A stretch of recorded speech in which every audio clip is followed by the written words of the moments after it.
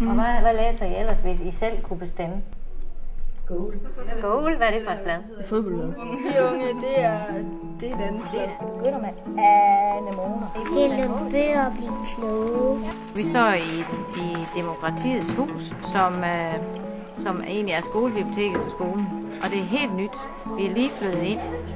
Det er sådan, hvor man samarbejder, og alle kan være der. Og låne bøger og sådan noget. Det er alles bøger.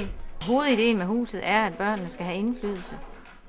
At de skal være med til at skabe et hus. At de selv kommer med idéer og forslag og føler, at de er med i det, der foregår. At det ikke bare er noget, der bliver bestemt for dem.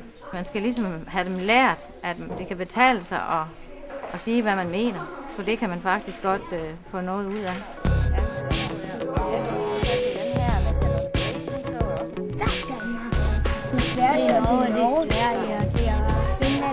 Det er et helt hus, vi har fået, så det er sådan lidt et utraditionelt bibliotek på den måde. Vi har et kæmpestort torv lige i midten, hvor børnene kan sidde ved små caféborde eller ligge og læse rundt på puderne, eller man kan rydde det og bruge det til andre ting.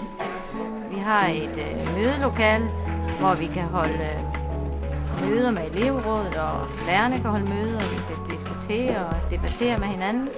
Så har vi et rum til skønlitteratur med alle de gode historier.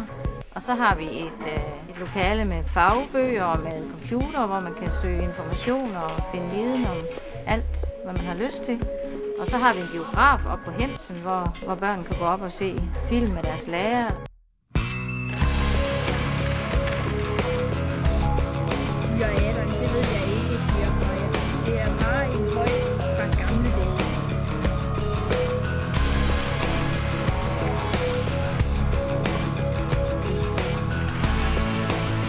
Uden at vi har fået de penge af det, så har vi slet ikke kunne lave det her.